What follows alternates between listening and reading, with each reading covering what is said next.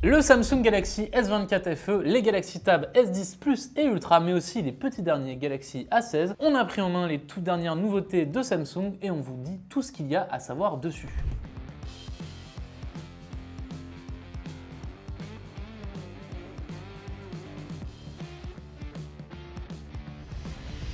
On commence par la star du show, le Galaxy S24 FE.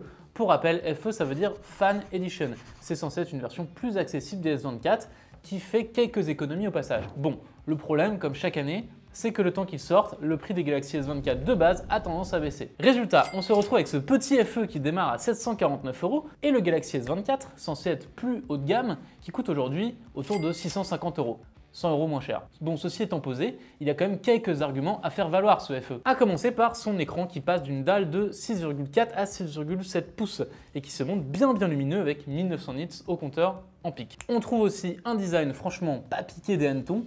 Oui, je suis vieux. Franchement, super agréable en main avec des tronches plates en aluminium et des coloris très propres et pop. Tout cela est protégé par du Gorilla Glass Victus Plus à l'avant et à l'arrière. On a de l'IP68, 7 ans de mise à jour. Bref, Samsung veut s'assurer qu'ils tiennent avec le temps. Là où il lâche un peu du lest par rapport au Galaxy S24, c'est surtout sur la photo, les performances et un peu sur le design. Si vous regardez de plus près, les bordures noires autour de l'écran, elles sont un tout petit peu plus épaisses, notamment au niveau du menton. L'écran lui-même n'est pas LTPO, il est juste adaptatif, il ne pourra pas descendre à 1 Hz donc. On l'a dit, il perd aussi sur la photo, mais pas tant que ça. On garde un triple module photo avec grand angle, ultra grand angle et téléobjectif, et il n'y a que le téléobjectif qui perd un petit peu au change en passant d'un capteur de 10 mégapixels à 8 mégapixels. Pas de quoi changer la face du monde entre nous. Pour la partie performance, on a droit à une nouvelle puce, je mets des guillemets, c'est un Exynos 2400E.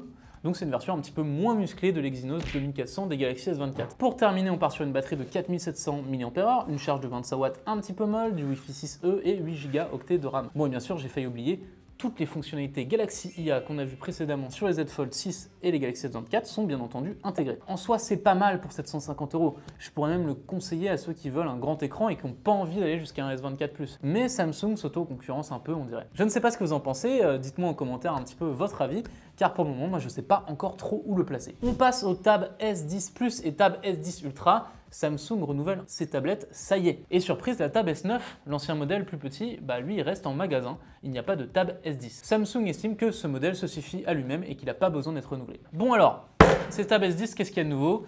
Samsung avance qu'il s'agit de la première tablette IA qu'il lance, sauf que bon, les Galaxy Tab S9 ont quasiment les mêmes fonctionnalités de Galaxy IA.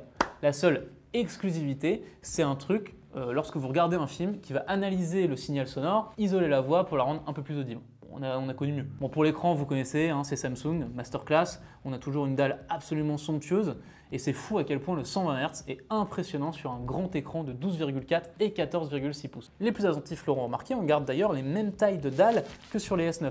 Et c'est tant mieux. Du coup, tous les accessoires sont interchangeables et rétrocompatibles. Samsung a tout de même sorti un nouveau clavier avec une touche Galaxy IA située exactement au même endroit où on trouve les touches copilote sur les PC Copilot Plus. Mais aussi Bixby qu'on n'avait pas vu depuis longtemps. On a pris des nouvelles, apparemment il va bien, il est encore développé en interne, il profite de nouveautés régulièrement. Voilà, il vous tape la bise.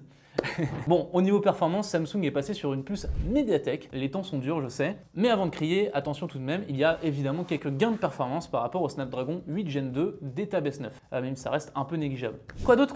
On est toujours sur de l'IP68. Les coloris des stylets fournis dans la boîte d'ailleurs ont été harmonisés avec le revêtement gris ou argent des tablettes. Et en parlant du stylet, on a aussi une petite fonctionnalité de dessin très sympa qui permet d'ajuster l'opacité de la fenêtre que vous avez derrière ce sur quoi vous êtes en train de dessiner. Et en fait, ça permet tout simplement de l'utiliser comme un papier calque. Et quand on ne sait pas dessiner comme moi, très pratique. Je vous laisse juger mon chef d'œuvre. Dites-moi en commentaire. Je ne sais pas dessiner.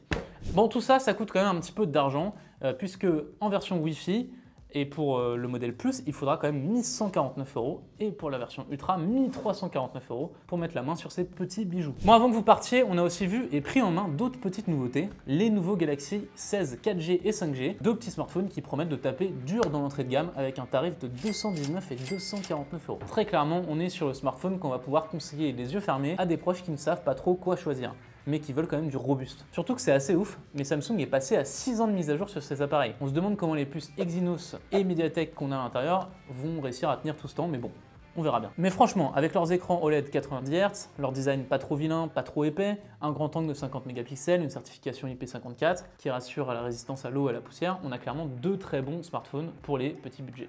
Et allez, je termine avec un petit bonbon. On a vu le tout dernier Galaxy Book 5 Pro 360 sous architecture Intel Lunar Lake. Je sais, c'est très long. Que vous dire, l'écran est somptueux, la promesse d'autonomie est folle, 25 heures en lecture vidéo, et on a cette charnière là.